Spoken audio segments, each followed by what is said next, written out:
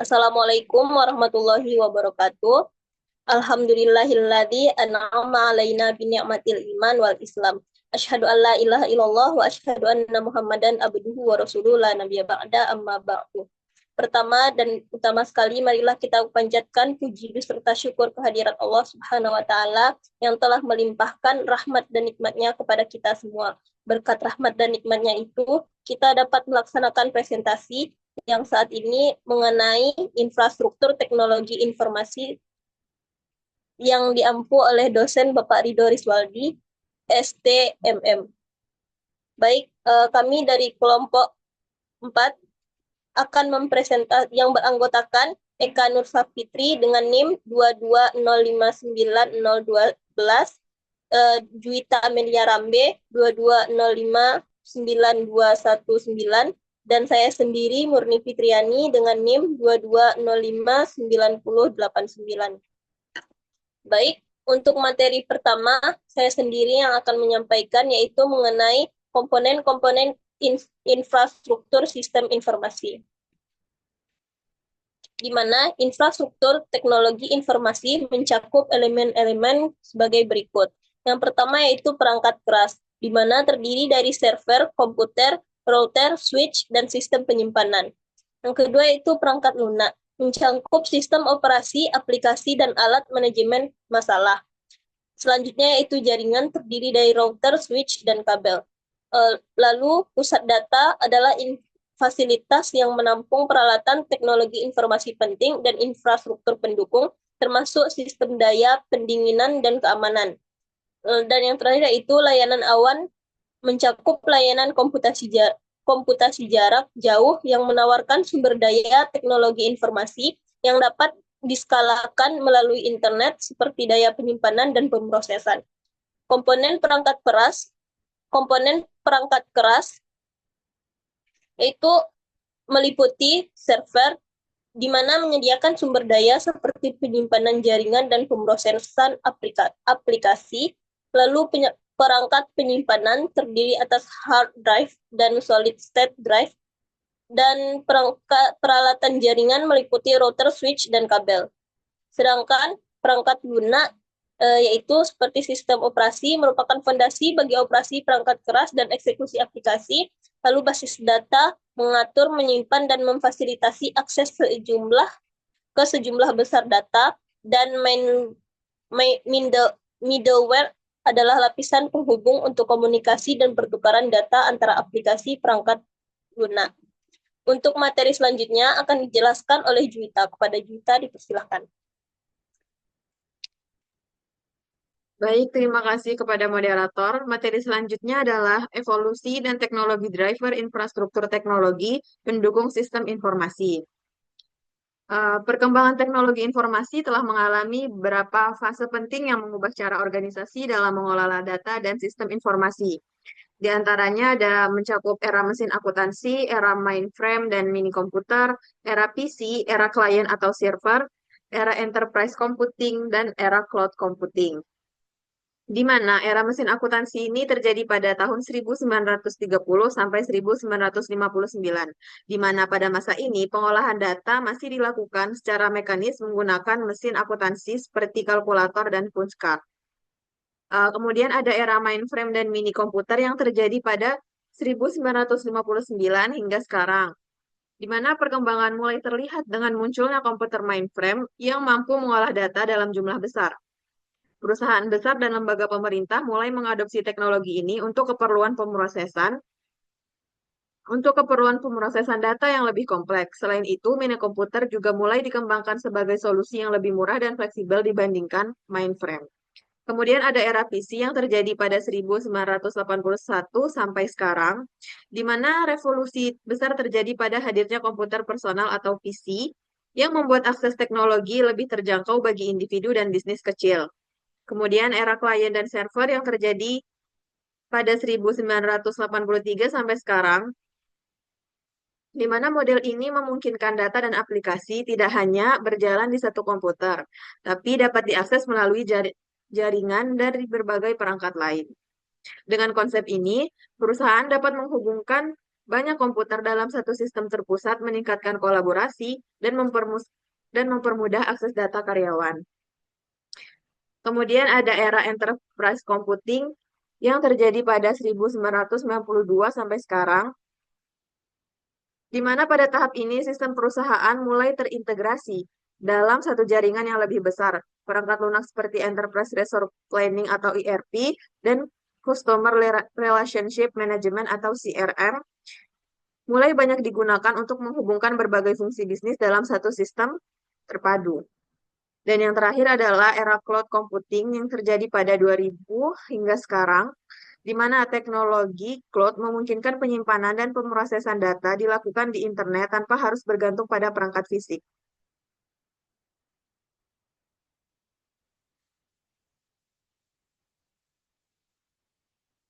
Selanjutnya ada teknologi driver infrastruktur teknologi informasi. Ada beberapa faktor yang mendorong evolusi infrastruktur teknologi informasi, di antaranya adanya Moore's Law atau hukum Moore, kemudian ada the Law of Mass Digital Storage, kemudian ada Metcalfe's Law, kemudian ada Declining Communication Cost and Internet, dan ada standarisasi teknologi. Adapun Moore's Law atau hukum Moore menyatakan bahwa kapasitas dan kecepatan pemrosesan komputer akan meningkat 2 kali lipat setiap 18 bulan, sementara biaya produksinya terus menurun. Artinya, setiap tahun perangkat TI atau teknologi informasi menjadi lebih canggih, lebih kecil, lebih cepat, dan juga lebih murah. Kemudian ada the Law of Mass Digital Storage, di mana hukum ini menunjukkan bahwa kapasitas penyimpanan data meningkat secara eksponensial, sementara biaya penyimpanan terus menurun. Dahulu menyimpan data dalam jumlah besar membutuhkan perangkat fisik yang mahal, seperti mainframe, tapi saat ini, dengan teknologi hard disk atau kartu SD, hingga cloud storage, penyimpanan data menjadi lebih murah dan lebih mudah diakses oleh berbagai kalangan. Kemudian ada declining communication cost and interest, di mana perkembangan teknologi juga dipengaruhi oleh semakin murahnya biaya komunikasi dan semakin luasnya akses internet. Dahulu komunikasi data antar negara sangat mahal dan terbatas, namun saat ini adanya internet berkecepatan tinggi, komunikasi global bisa dilakukan dengan biaya yang sangat rendah. Kemudian ada standarisasi teknologi, yaitu teknologi berkembang lebih cepat karena adanya standar yang disepakati secara global. Beberapa standar yang mendukung perkembangan infrastruktur teknologi informasi antara lain adalah ASCII atau American Standard Code for Information Interchange, di mana standar ini memungkinkan komputer dari berbagai produsen untuk bertukar data dengan format yang sama. Kemudian ada Common Business Oriented Language, di mana standar ini adalah bahasa pemrograman yang digunakan dalam dunia bisnis. Kemudian ada IP atau Internet Protocol, di mana standar ini merupakan protokol komunikasi yang memungkinkan komputer di seluruh dunia untuk saling terhubung melalui jaringan internet. Kemudian ada WWW atau World Wide Web, di mana standar ini memungkinkan informasi diakses melalui halaman web yang kini menjadi fondasi utama dari internet modern. Materi selanjutnya adalah piranti keras atau hardware. Piranti keras atau hardware adalah komponen fisik yang membentuk sistem teknologi informasi dan berfungsi untuk mengolah, menyimpan, serta mentransmisikan data. Berdasarkan fungsinya, perangkat keras terbagi menjadi 6 kategori utama, diantaranya perangkat input, perangkat output, perangkat penyimpanan, CPU dan RAM, perangkat telekomunikasi, dan perangkat konektivitas.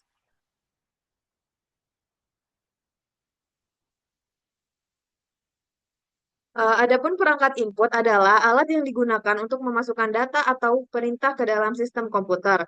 Perangkat ini menjadi jembatan antara pengguna dan sistem agar komputer dapat menerima informasi yang diperlukan untuk diproses. Beberapa contohnya adalah seperti keyboard, mouse, touchpad, dan lain-lain.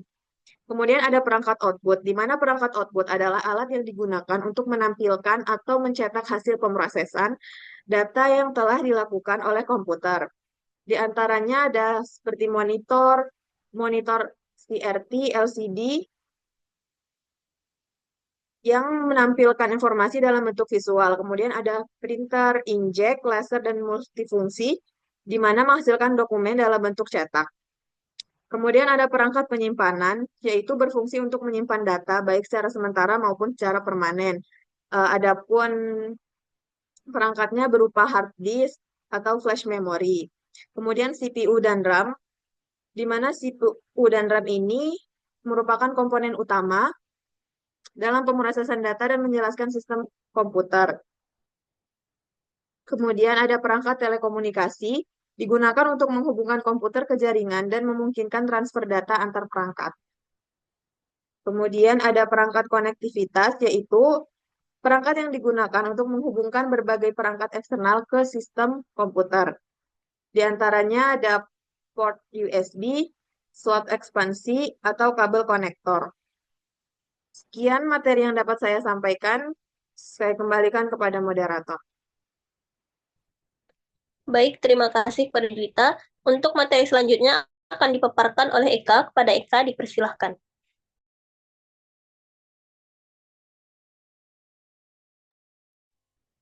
Terima kasih moderator. Materi selanjutnya adalah piranti lunak atau software. Nah, piranti atau disebut juga dengan perangkat lunak atau software adalah sekumpulan program, data, dan instruksi yang digunakan untuk dapat memberdayakan sumber daya yang dimiliki oleh komputer tersebut. Nah, perangkat keras atau hardware tidak akan berjalan atau beroperasi jika sistem dari perangkat lunak tidak ada di dalam sistem komputer. Jadi piranti lunak ini memiliki 3 jenis. Yang pertama ada perangkat lunak aplikasi.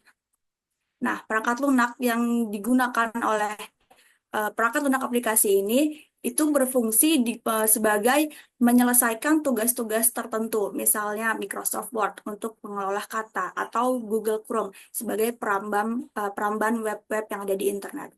Yang kedua ada perangkat lunak system, yang mana perangkat lunak ini mengelola, mengendalikan perangkat keras dan menyediakan layanan bagi perangkat lunak lainnya. Contohnya Windows. Nah, Windows ini juga ada macamnya, Windows 10 dan 11 dan sebagainya. Yang ketiga ada perangkat lunak utilitas. Perangkat lunak utilitas ini berfungsi untuk membantu dalam pemeliharaan sistem yang ada di komputer, meningkatkan kinerjanya atau melindunginya dari ancaman. Contohnya cleaner, pembersih sistem, antivirus, atau backup data, dan recovery. Oke, slide selanjutnya. Materi selanjutnya adalah tren-tren terbaru dalam infrastruktur TI. Nah, tren-tren terbaru dalam infrastruktur TI ini merujuk pada sebuah perkembangan, sebuah inovasi, dan perubahan yang terbarukan dalam teknologi informasi yang berkaitan dengan infrastruktur TI sendiri. Nah, contohnya ini banyak sekali, cuman di sini Eka mengambil 3 contoh saja yang mungkin tidak asing lagi kita dengar. Yang pertama ada EA.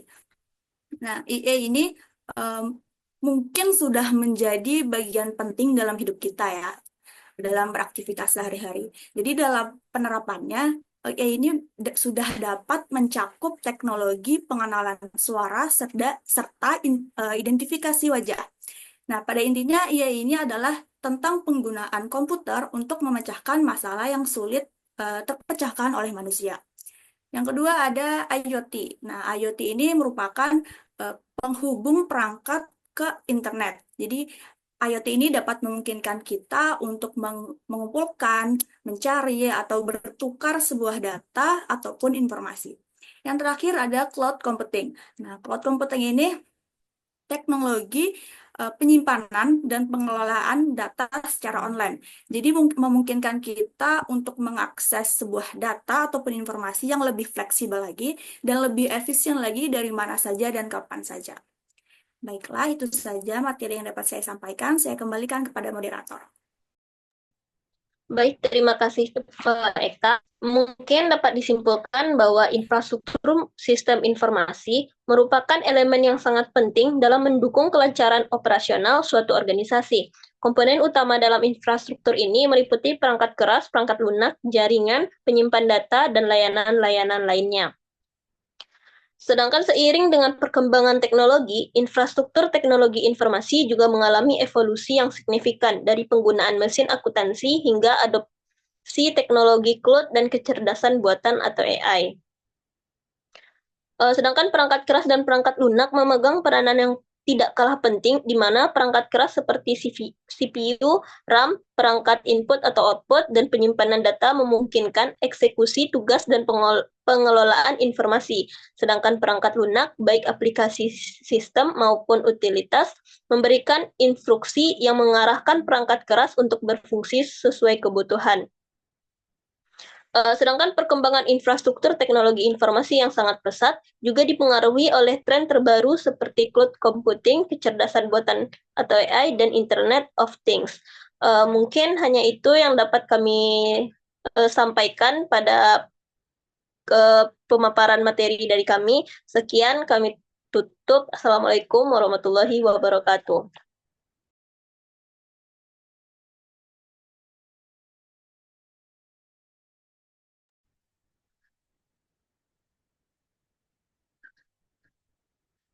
Udah guys.